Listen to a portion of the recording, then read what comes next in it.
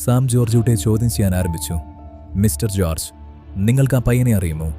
ഇല്ല sir, George Ooty പറഞ്ഞു. എന്നാൽ ആ പയ്യൻ നിങ്ങളെ അറിയും, നിങ്ങളുടെ മകളെയും. നിങ്ങൾക്ക് വേണ്ടപ്പെട്ട എന്തോ ഒന്ന് അവൻ്റെ കയ്യിലുണ്ടായിരുന്നു. ഇവകിട്ട് കൈ പൂപ്പിക്കൊണ്ട് ജോർജ് ഊട്ടി പറഞ്ഞു, ദയവ് ചെയ്ത് നിർത്തണം സാർ, ഇനിയും ഞങ്ങളെ ഇതിലേക്ക് വലിച്ചിടരുത്. ജോർജ്, നിങ്ങളാണ് അവനെ കൊന്നതെന്നറിയാനല്ല ഞാൻ വന്നത്. അവനെങ്ങനെ മരണപ്പെട്ടതെന്നും ആരാ അവനെ കൊന്നതെന്നും എനിക്കും നന്നായി അറിയാം.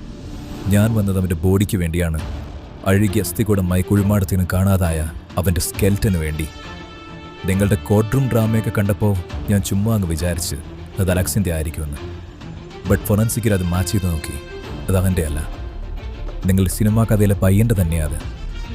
എന്നാൽ ആ സ്കെൽറ്റൻ നിങ്ങൾ എടുക്കുന്നതിന് ഒരുപാട് മുന്നേ തന്നെ നിങ്ങൾ മറ്റൊരു സ്കെൽറ്റൻ എടുത്തിരുന്നു, അലക്സിൻ്റെ സ്കെൽറ്റൻ. അതിനുവേണ്ടിയാണ് ഞാൻ വന്നത്. അവൻ്റെ അപ്പൻ അവനെ കൊന്നവനെ കൊടുക്കുമ്പോൾ ആ സ്കെൽറ്റൻ കൂടി എനിക്ക് തിരിച്ച് കുഴിമാടത്തി വെക്കണം. എന്തു വന്നാലും നിങ്ങളത് പറയില്ലെന്ന് എനിക്കറിയാം. ബിക്കോസ് നിങ്ങളത് സമ്മതിക്കുമ്പോൾ വരുണിൻ്റെ കേസ് കൂടി കൺഫസ് ചെയ്യേണ്ടി വരും. So mister George, get ready to confuse both. ഇതും പറഞ്ഞ അയാൾ പോവാനൊരുങ്ങുന്നു. പോവാൻ നേരം സാം ഒരു കാര്യം കൂടെ പറയുന്നു. അല്ല, ജോർജ് ഊട്ടിക്ക് അലക്സിനെ കൊന്നതാരാണെന്നറിയണ്ടേ? നിനക്കും അതറിയാമല്ലേ ജോർജ്?